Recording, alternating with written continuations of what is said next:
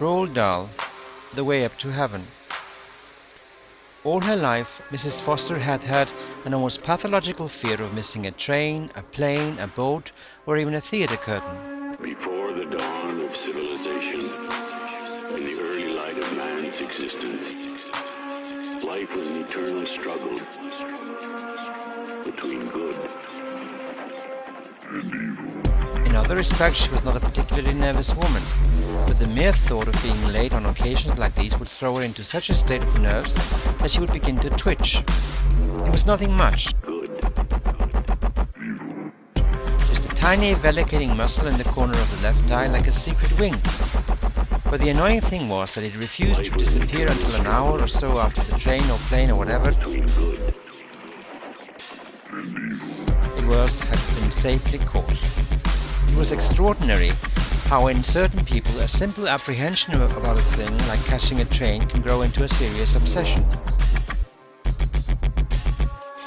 Before the dawn of civilization, in the early light of man's existence, life was an eternal struggle between good and evil. At least half an hour before it was time to leave the house for the station, Mrs. Foster would step out of the elevator all ready to go, with hat and coat and gloves, and then being quite unable to sit down, she would flutter and fidget about from room to room, until her husband, who must have been well aware of her state, finally emerged from his privacy and suggested in a cool, dry voice that perhaps they had better get going, had they not. Mr. Foster may possibly have had a right to be irritated by this foolishness of his wife's, but could have had no excuse for increasing her misery by keeping her waiting unnecessarily. Mind you, it is by no means certain that this is what he did, yet whenever they were to go somewhere, his timing was so accurate, just a minute or two late, you understand, and his manner was so bland that it was hard to believe that he wasn't purposely inflicting a nasty private little torture of his own on the unhappy lady. And one thing he must have known, that she would never dare to call out and tell him to hurry. He had disciplined her too well for that. He must also have known that if he was prepared to wait even beyond the last moment of safety, he could drive her nearly into hysterics.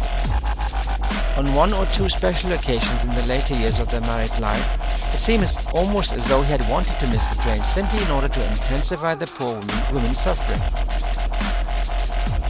Assuming, though one cannot be sure, that the husband was guilty, what made his attitude doubly unreasonable was the fact that, with the exception of this one small irrepressible foible, Mrs. Foster was and had always been a good and loving wife. For over 30 years she had served him loyally and well. There was no doubt about this. Even she, a very modest woman, was aware of it, and although she had for years refused to let herself believe that Mr. Foster could ever consciously torment her, there had been times recently when she had caught herself beginning to wonder. Mr. Eugene Foster was nearly 70 years old, lived with his wife in a large 6-story house in New York City on East 62nd Street, and they had 4 servants. It was a gloomy place, and a few people came to visit them.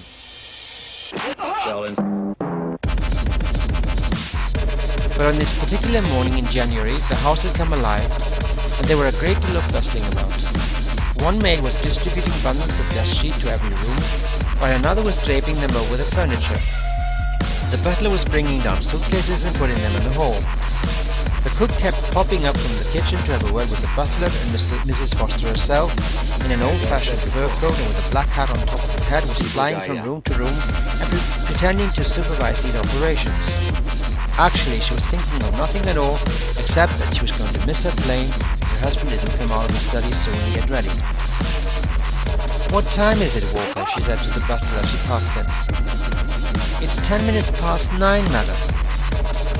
"And has the car come?"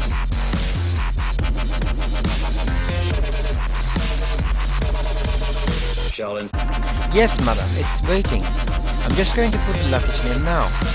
It takes an hour to get to Idlewild," she said. "My plane leaves at 11. I have to be there half an hour beforehand for the formalities. I shall be late. I just know I'm going to be late." "I think you have plenty of time, madam. Butter said kindly. I warned Mr. Foster that you must leave at 9:15. There's still another 5 minutes. Yes, Warren, I know. But get the luggage in quickly, will you please? I want you to go get the paper right now and read it to me, because I don't know what the hell's going on in the world, because I don't have a frickin' paper.